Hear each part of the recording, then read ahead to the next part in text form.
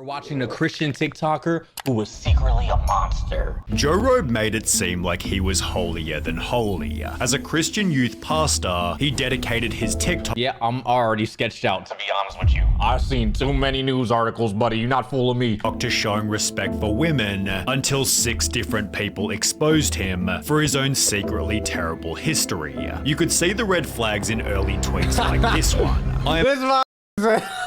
I love women. Someone showed screenshots of you going crazy. Isn't this you? I'm a Christian, and I support LGBTQ, and I support BLM, and I support people of other faiths, and I support a woman's right to choose. The need to vocalize his own morality was almost strangely excessive, and his TikTok videos weren't any different. He wanted to punch all men who talked about how women dressed, while reminding his female followers that they had total control of their body. Oh my god, dude. She's not gonna you. Stop it, bro. Oh no. When he wasn't supporting women, it was instead minorities. It's homophobia, racism, misogyny, you name it, all thinly veiled as a joke, and you're not fooling anybody. Which people found suspicious long before he was exposed. But when this dude is making almost his entire personality about respect women, always be nice to women, respect, respect, respect,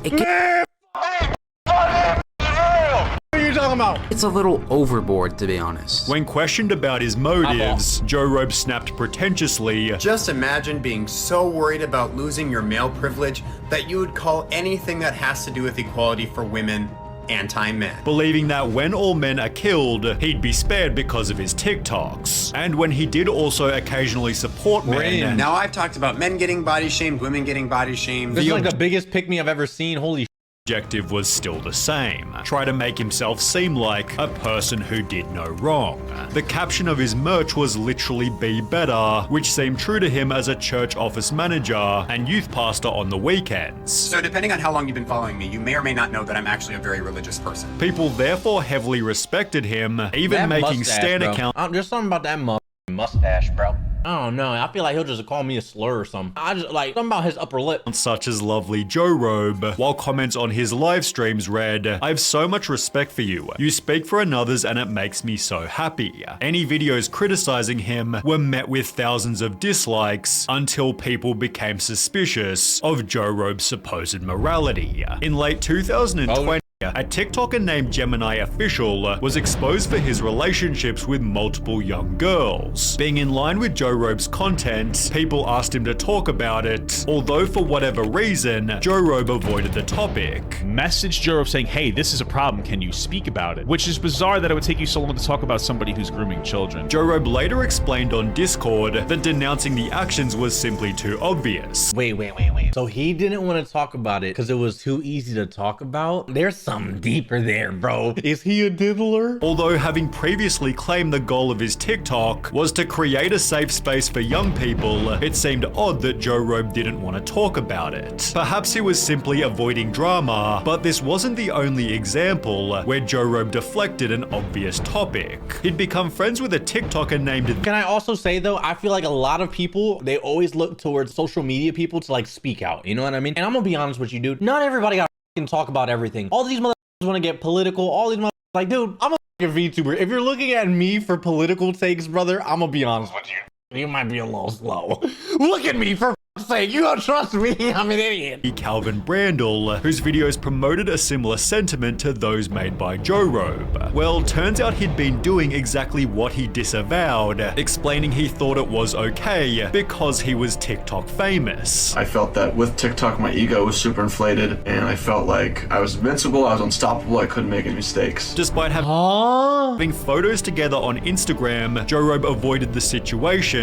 You have no problem calling out problematic men, but it seems like the problematic man is your friend and you're a little quiet. Eventually addressing what had happened with this iconic statement. I'll say it again. If you groom somebody, you are disgusting. The scum of the earth. Joe Rogan, however, was doing The scum of the earth. exactly this himself. This was somebody that I felt safe around, but I don't feel safe around him anymore because he's a groomer.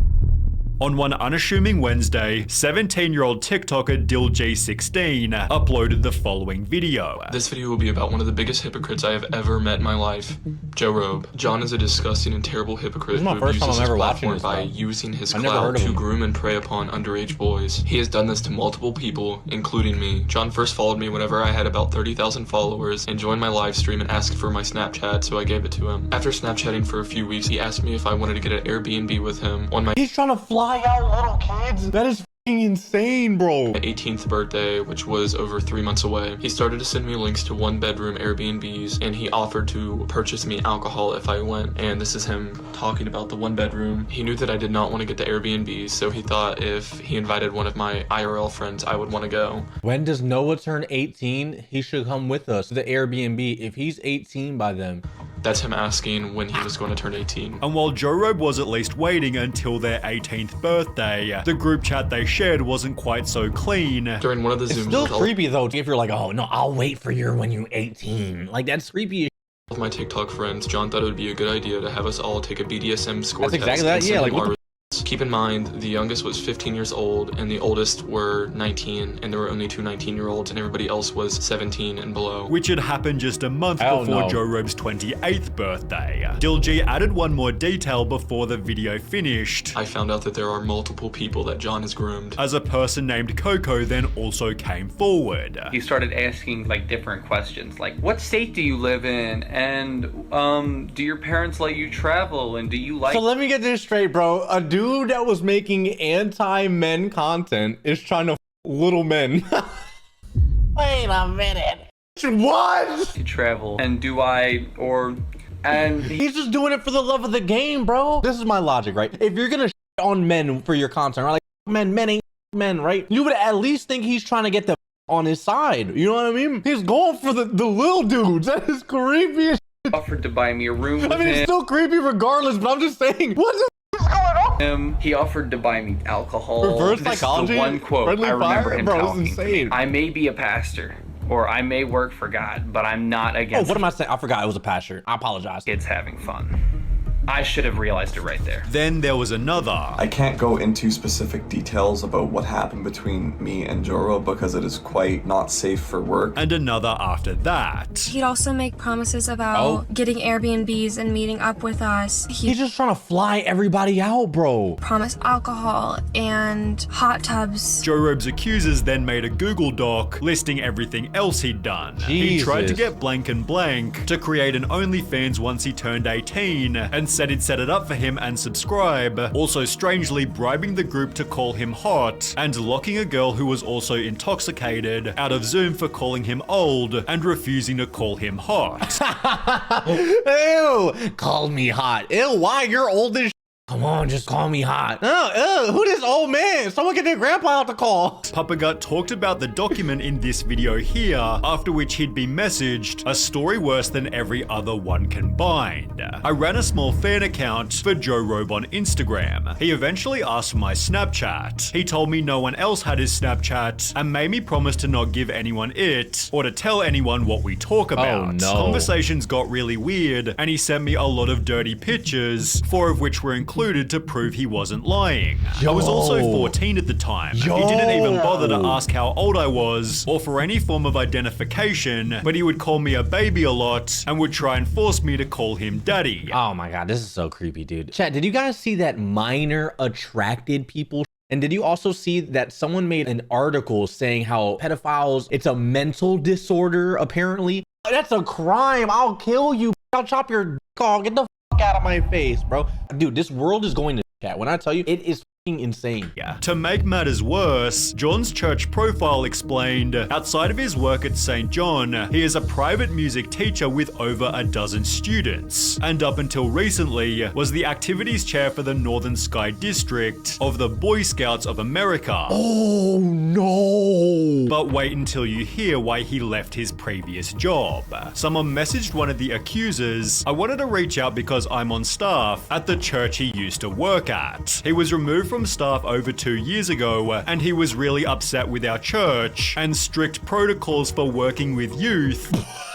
Just He's like, nah, this ain't right. Yo, y'all don't touch kids here. Oh, this isn't right. I can't work in these conditions. Like, what the is happening, man? So he left to go to another church. Jesus. We're currently in the process of contacting the other church and places he's at, as well as local authorities. Joe Robe's LinkedIn partially confirms the story's legit, as it shows he previously worked in the very same church as the lady who— Real quick question, because I don't know how this like religion stuff works. When you're a pastor, is there like a license, or can anyone just become a pastor? Like, how does that work, chat? You guys know? Yeah, you need a license. Do they not do background checks with the license? Like, what is going on? Because that is insane. They're supposed to. They should. Yeah, they don't. They all full of.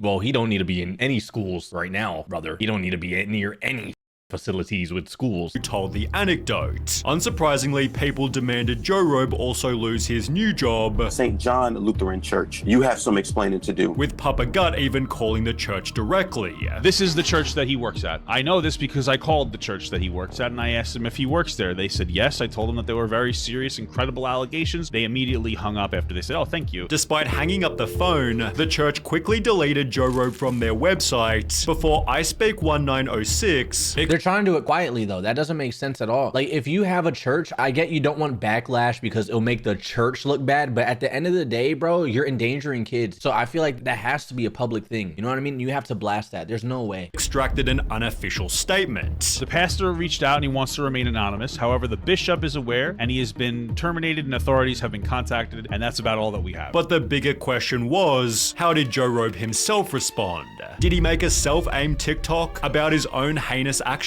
Well, no. He deleted his TikTok, Instagram, YouTube, Facebook, even his LinkedIn, and hasn't been heard from since. His refusal to address the two previous situations suddenly all made sense, while others were less surprised. The accusation can't be real. A white knight influencer being secretly an awful person is unheard of. It is actually crazy. Bro, what the Not even surprised. It's always these types of men that end up being predators, but no one was less surprised than one of Joe Robe's former friends. As someone who personally knows John Bell and lived with him at university for a year, I can assure you that he's not the good guy here, and that these accusations line up with his past behavior. Okay, so why is this past friend waiting till now to say that? You wait till, like, who knows what kids are in danger to come out and, like, what the fuck is that? Past behaviors? Brother, if you see past behaviors, maybe speak up then. Like, what the fuck? That's like saying a person that knows him is like, yeah, no, you should have seen his past behavior. Brother, why didn't you snitch beforehand? It doesn't make